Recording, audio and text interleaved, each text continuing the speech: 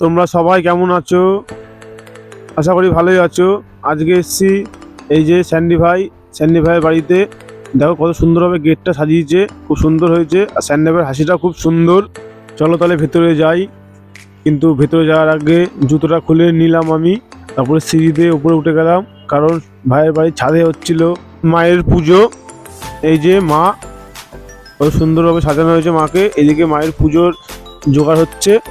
ভালো করে দেখো, মায়ের মুখটা খুব সুন্দর লাগছে দেখতে। মাকে প্রণাম করা হয়ে গেছে। চলো এবার নিচে নামি। এই যে নিচে নামছি, নিচে নেমে যাব হচ্ছে ভুরি ভোজন হচ্ছে যেখানে সেখানে। এই যে অলোক দা আমাদের আর এই যে বন্ধু বান্ধব এসছে, সব ছেলেপেলে একসাথে বসবো। ভেতরে ঢুকি, তো ভেতরে ঢুকে গেছি। ঢুকে খাবার টেবিলে বসেও পড়েছি। বসে পড়ার সাথে সাথে পাতা ও জলের বোতল আমাদের দিয়ে দিয়েছে। ওই পাশে কোনার টেবিলে বসেছিল রনি, যজ্ঞ, আর সামনে বসেছিল বিদ্যুৎ। দেখতে দেখতেই রাধাবল্লভী চলে এসেছিল আমাদের টেবিলে। আমি আবার একটু হাত ধুয়ে নিলাম, ওখানেই ধুয়ে নিলাম। সঙ্গে চলে এসেছিলো গরম গরম চানা মশলা।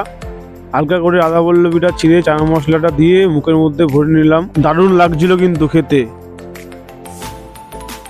আর আমাদের সামনের টেবিলে বসেছিল বাবনদা আর পাপাইদা, আর পাশে বলরাম খাওয়াতে ব্যস্ত।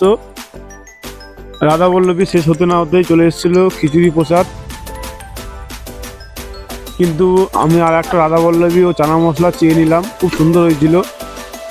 খিচুড়ি দেওয়ার সঙ্গে সঙ্গে চলে এসেছিলো গরম গরম বেগুনি। তারপরে ছিল একটা ঘ্যাটটা তো হেভি সুন্দর হয়েছিল খেতে। এই বলরামের খিচুড়ি খাওয়া শুরু। ওদিকে ওরা আড্ডা মারায় ব্যস্ত, আমিও একটু খেয়ে নিচ্ছিলাম খিচুড়ি সঙ্গে গরম বেগুনি।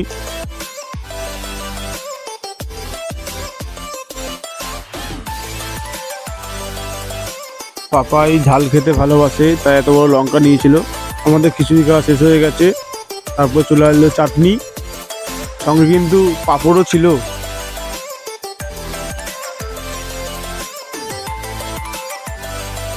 যাই বলো তাই বলো, চাটনির সঙ্গে পাঁপড় দিয়ে খেতে কিন্তু হেভি লাগে।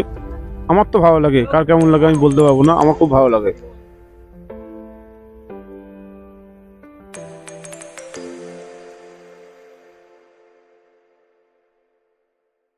চাটনি আর পাঁপড় শেষ হতে না হতেই চলে এসেছিল পায়েস, গুড়ের পায়েস, খুব সুন্দর হয়েছিল। তারপর আবার ছিল গুড়ের মিষ্টি, বড় সাইজের।